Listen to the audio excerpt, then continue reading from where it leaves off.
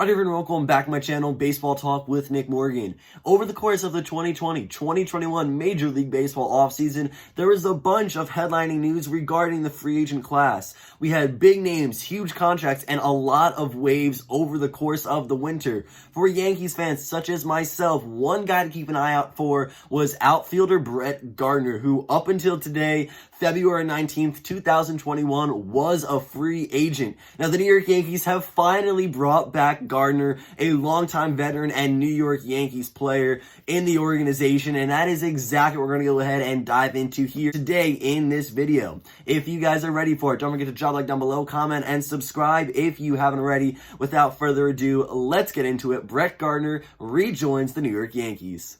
Left-handed outfielder Brett Gardner and the New York Yankees are in agreement on a one-year, $4 million contract. Now, this deal also has an option for the 2022 season, but it is a team option, meaning if the Yankees do not decide to bring back Brett Gardner, he will become a free agent. In the abbreviated 2020 season, the 37-year-old outfielder had a .223 batting average in 130 at-bats with 29 hits, 5 home runs, 15 RBIs, 3 stolen bases, a .354 on-base percentage, and a .747 OPS. In 5,350 Major League Baseball at-bats, Brett Gardner has 1,384 hits, good for a .259 batting average, with 129 home runs, 539 runs batted in, 270 stolen bases, a .343 on-base percentage, and a .743 OPS. Brett Gardner is my favorite New York Yankee, and I have been waiting for this news for a very long time. I was really looking forward to a Gardner-Yankees reunion, and it is finally done. Now, towards the beginning of the offseason, and even into January, it looked like the two getting back together for the 2021 season was very likely, and then all of a sudden, in the last few days, talks of Gardner were starting to diminish, and I was really getting nervous. But Brett Gardner's back. It's a one-year, $4 million deal with a club option for the 2022 season. Now, there's been controversy over Brett Gardner the past few seasons, but especially this winter as he hit the free agent market. Some Yankees fans showed their interest in the Yankees not bringing back the veteran outfielder, and you can see why that may be the case for fans. As you know, with age, players tend to get a little worse over time. Now, Gardner's never been a huge guy to hit for average. It's usually going to fall mid 200s, 250, 260, sometimes 270.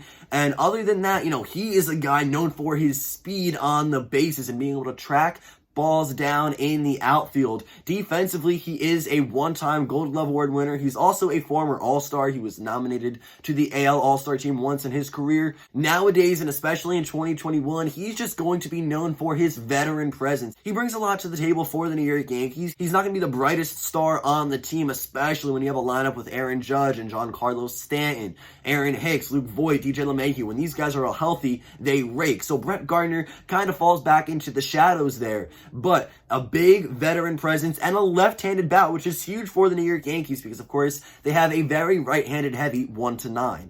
With his veteran presence, the left-handed stick at the plate, Gardner does go ahead and bring a lot of opportunities and potential to the Yankees organization. Of course, he is adding some outfield depth to the roster as well, but it looks like Clint Frazier has a very good shot at being the starting left fielder. I'm all for that. Yes, I am a huge Brett Gardner fan. He is my #1 favorite Yankee, but Clint Frazier is young, up and coming, and in 2020, he really proved himself. It was an abbreviated season, but he took the time to go ahead and get so much better, both offensively and defensively. He was in the running for a Gold Glove Award, and the year before, everyone was talking about how bad he was in the outfield.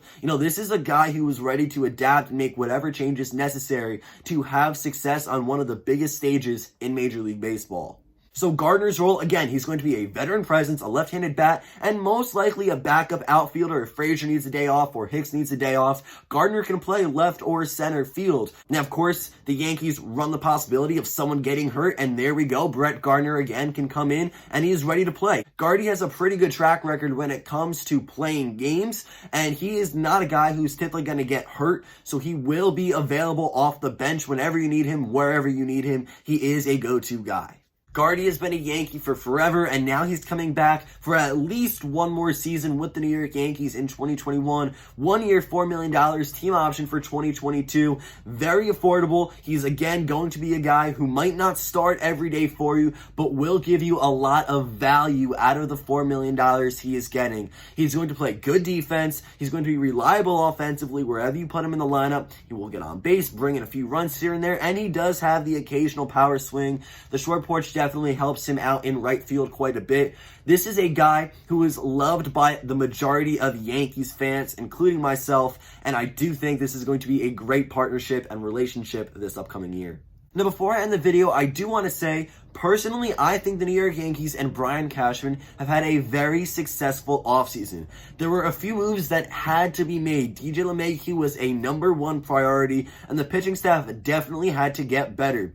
And with only a limited amount of money, Cashman pulled off both LeMahieu and pitching depth, but also so much more. Yes, DJ came back 6 years and $90 million. $15 million AAV is huge to stay under the luxury tax threshold, but we also picked up Corey Kluber on a 1 year, $11 million deal. We added to the bullpen with Darren O'Day and Justin Wilson, two big name players that are coming in at a relatively low price. We traded for Jameson Taillon to help out the rotation. We traded Adam Ottavino, got $14 million cash, which is helping pay Brett Gardner's salary for the 2021 season right now. We also, not to mention, signed a bunch of guys to minor league deals that can really benefit the organization over the course of this year. Derek Dietrich was signed to a minor league contract that can really help out the bench and the infield depth. We also have Jay Bruce for the outfield. Robinson Chirinos behind the plate gives us some more insurance. Like, so many great moves for Cashman and the Yankees front office here.